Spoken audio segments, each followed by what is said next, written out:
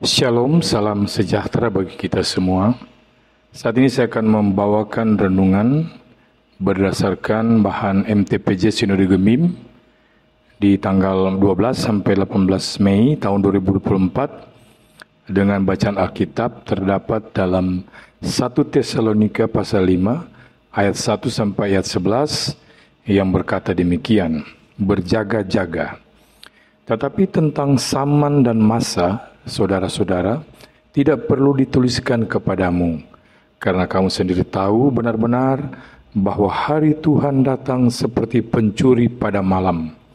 Apabila mereka mengatakan semuanya damai dan aman, maka tiba-tiba mereka ditimpa oleh kebinasaan seperti seorang perempuan yang hamil ditimpa oleh sakit bersalin. Mereka pasti tidak akan luput. Tetapi kamu, saudara-saudara, kamu tidak hidup di dalam kegelapan, sehingga hari itu tiba-tiba mendatangi kamu seperti pencuri, karena kamu semua adalah anak-anak terang dan anak-anak siang. Kita bukanlah orang-orang yang malam atau orang-orang kegelapan. Sebab itu baiklah jangan kita tidur seperti orang-orang lain, tetapi berjaga-jaga dan sadar. Sebab mereka yang tidur waktu malam, dan mereka yang mabuk waktu malam. Tetapi kita yang adalah orang-orang siang, baiklah kita sadar, berbaju sirahkan iman dan kasih, dan berketopongkan pengharapan keselamatan, karena Allah tidak menetapkan kita untuk ditimpa murka, tetapi untuk beroleh keselamatan oleh Yesus Kristus Tuhan kita, yang sudah mati untuk kita, supaya entah kita berjaga-jaga, entah kita tidur, kita hidup bersama-sama dengan Dia. Karena itu, nasihatilah seorang akan yang lain, dan saling membangunlah kamu seperti yang memang kamu lakukan. Saudara-saudara yang Kristus kasihi, kota Tesalonika adalah sebuah kota di Yunani Utara. Sebuah kota pelabuhan yang makmur di Laut Aegea, sekaligus menjadi jalur perdagangan darat. Tesalonika merupakan kota modern yang maju, pusat pemerintahan Yunani Utara, dan menduduki tempat kedua setelah Athena. Untuk jemaat yang berada di kota itulah Paulus menulis surat ini. Secara keseluruhan, tema yang menonjol dari surat 1 Tesalonika ini adalah mengenai kedatangan Kristus untuk membebaskan umatnya dari murka Allah di atas muka bumi ini. Permasalahannya adalah adanya beberapa anggota jemaat yang sudah meninggal, menimbulkan kekhawatiran bagi jemaat yang masih hidup mengenai keikutsertaan mereka dalam keselamatan terakhir yang akan dinyatakan ketika Tuhan datang. Oleh karena itu, di dalam 1 Tesalonika pasal 4 ayat 13 sampai 18, Paulus menerangkan rencana Allah bagi orang kudus yang sudah dipanggil pulang bila Kristus kembali bagi gerejanya.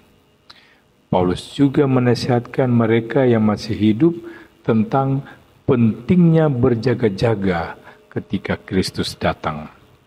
Seringkali pembicaraan mengenai kedatangan Yesus yang kedua selalu membangkitkan pertanyaan, kapan hal itu akan terjadi?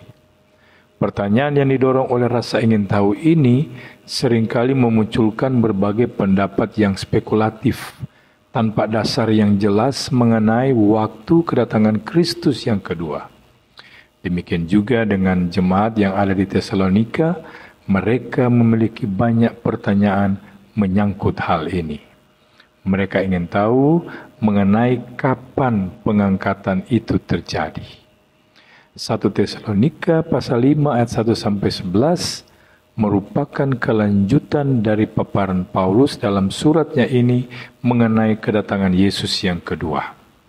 Setelah menjelaskan keadaan orang-orang yang telah meninggal pada pasal sebelumnya, Paulus juga merasa perlu untuk menegaskan mengenai waktunya.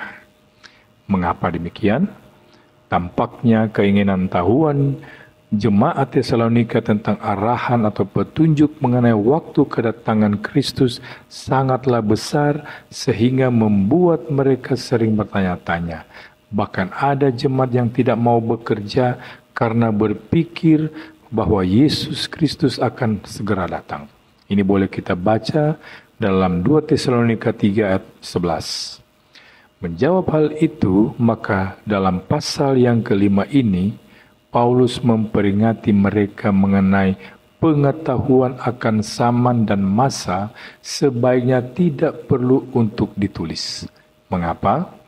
Karena zaman dan masa itu tidak dapat diperkirakan atau dipelajari melalui pendekatan dari segi ilmu apapun. Bahkan sekalipun Paulus mampu berbicara banyak mengenai kedatangan Kristus yang kedua kalinya kepada jemaat Tesalonika, Paulus tetap tidak mampu untuk menjabarkan mengenai perihal zaman dan masa tersebut secara rinci. Namun Paulus menegaskan dalam ayat ke-6 bahwa meskipun tidak seorang pun tahu kapan kedatangan Yesus yang kedua kalinya, bukan berarti bahwa jemaat menjadi lengah dan tidak berjaga-jaga. Bahkan kesiagaan jemaat itu dibandingkan dengan kesiagaan seorang tentara. Ini boleh kita baca di dalam ayat 8. Saudara-saudara yang dikasihi Yesus Kristus, keingintahuan manusia mengenai masa depan bukanlah hal yang baru. Ada berbagai macam usaha yang dilakukan oleh manusia agar mereka dapat mengetahui mengenai masa yang akan datang, seperti melalui horoskop, astrologi, dan ilmu ramal.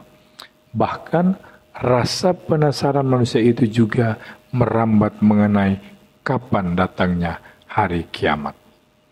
Dalam keyakinan Kristen, kedatangan Yesus Kristus adalah hal yang masih menjadi pertanyaan. Meskipun Alkitab dengan jelas mengatakan bahwa kedatangan hari itu tidak ada seorang pun yang tahu, tak bisa dipungkiri jika masih ada orang Kristen yang terus bertanya-tanya dan mencari tahu mengenai kapan datangnya Kristus. Bahkan karena keingintahuan itu muncullah akibat-akibat yang buruk, misalnya kemungkinan menjadikan Alkitab sebagai sebuah buku penyelidikan ilmiah, keraguan akan otoritas Allah, bahkan kemungkinan terburuk adalah menjadi seorang ateis. Rasa penasaran ini pula bisa membuat jemaat melupakan tugas dan tanggung jawab selaku orang Kristen, yakni menunjukkan kasih dan imannya dalam perbuatan kepada sesama, serta ikut serta mewartakan atau berbagi mengenai kabar keselamatan kepada orang-orang yang tidak percaya. Saudara-saudara yang Kristus kasihi, apa yang kita pelajari dari renungan kita saat ini adalah suatu hal yang sangat penting dalam iman Kristen mengenai kedatangan Yesus yang kedua kalinya. Sebagaimana Paulus dan jemaat Tesalonika tidak mengetahui kapan waktu itu akan tiba, demikian juga dengan kita. Namun hendaklah kita tidak hanya menunggu, tetapi kita juga bergerak, berkarya dan melayani selama waktu masih ada. Kita adalah anak-anak terang dan sangat berbeda dengan anak-anak gelap. Kita bukan hanya berpangku tangan menunggu atau bertanya-tanya kapan waktu itu akan tiba. Kita bukan hanya duduk menikmati bahwa selaku orang Kristen keselamatan itu sudah ada di genggaman kita. Tetapi selama waktu itu masih ada, kita harus saling membangun satu dengan yang lain, saling menasihati dan mewartakan kabar baik ini kepada orang yang belum percaya ataupun mereka yang masih ragu-ragu.